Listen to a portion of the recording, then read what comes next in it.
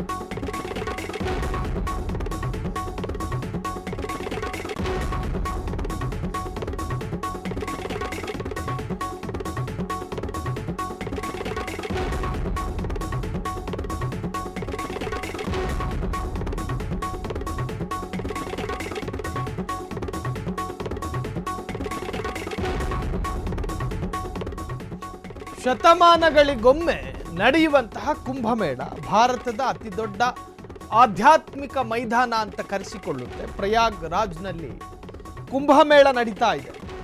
ತ್ರಿವೇಣಿ ಸಂಗಮದಲ್ಲಿ ಒಂದು ಸಲ ತೀರ್ಥ ಸ್ನಾನ ಮಾಡಿದ್ರೆ ನನ್ನ ಜೀವನ ಸಾರ್ಥಕತೆ ಅಂತ ಸಾಕಷ್ಟು ಭಕ್ತಾದಿಗಳಿರ್ತಾರೆ. ಹಾಗಾಗಿ ಅತ್ಯಂತ ವಿಶಾಲವಾದ ಆಧ್ಯಾತ್ಮಿಕ ಮೈದಾನ ಅಂತ ಕರೆಸಿಕೊಳ್ಳುತ್ತೆ ಪ್ರಯಾಗ್ರಾಜ್ನ ಕುಂಭಮೇಳದ ಪ್ರದೇಶವನ್ನ.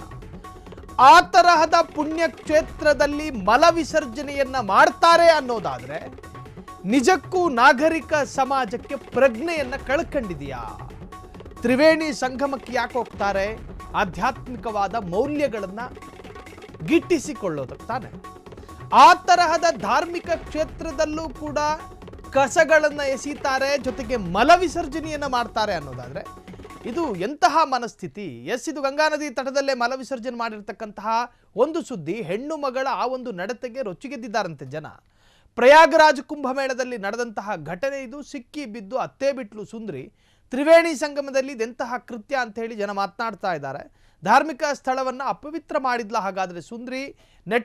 ನೆಟ್ಟಿಗರಿಂದ ಭಾರಿ ಆಕ್ರೋಶಗಳು ಕೂಡ ವ್ಯಕ್ತವಾಗಿದೆ. ತ್ರಿವೇಣಿ ಸಂಗಮದಲ್ಲಿ ಇದೆಂತಹ ವರ್ತನೆ ಎನ್ನುವಂತಹ ರೀತಿಯಲ್ಲಿ ಆಕ್ರೋಶಗಳು ವ್ಯಕ್ತವಾಗಿರುವಂತಹದ್ದು. ಹಾಗಾದರೆ ನದಿ ತಟದಲ್ಲೇ ಸುಂದರಿ ಮಲ ವಿಸರ್ಜನೆಯನ್ನು ಮಾಡಿದ್ರ?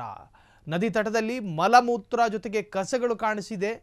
ರಾಶಿ ರಾಶಿ ಮಲ, ರಾಶಿ ರಾಶಿ ಕಸ. ಅಸಮಾಧಾನಗೊಂಡ ಯುವತಿಯಿಂದ ಲೈವ್ ವಿಡಿಯೋ ಒಂದು ಈಗ ಹರಿದಾಡ್ತಾ ಇದೆ. ಹಾಗಾದರೆ ಅಲ್ಲಿ ನಡೆದಿದ್ದೇನು ನಿಜಕ್ಕೂ ಕೂಡ?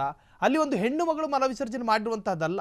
ಆದರೆ ಅಲ್ಲಿ ಆ ಹೆಣ್ಣು ಮಗಳು ಪ್ರತ್ಯಕ್ಷಗೊಂಡು ಅದನ್ನು ನೋಡಬೇಕಾದ್ರೆ ರಾಶಿ ರಾಶಿ ಕಸಗಳು ಪತ್ತೆಯಾಗಿದೆ, ಜೊತೆಗೆ ಮಲವು ಕೂಡ ಪತ್ತೆಯಾಗಿದೆ. ಹಾಗಾದರೆ ಆ ಯುವತಿ ಮಾಡಿರ್ತಕ್ಕಂತಹ ಲೈವ್ ವಿಡಿಯೋದಲ್ಲಿ ಏನೇನು ಹಂಚಿಕೊಂಡಿದ್ದಾರೆ ಎಲ್ಲವನ್ನು ಕೇಳಿಸ್ಕೊಳ್ಳಿ.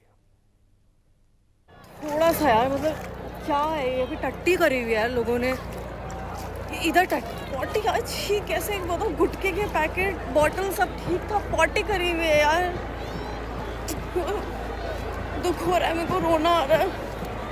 टट्टी करते थे यार लोग, कैसे बोलते हैं माता, मतलब थोड़ा सा यार मतलब क्या है ये? अभी टट्टी करी हुई है यार लोगों ने इधर। पॉटी का छी कैसे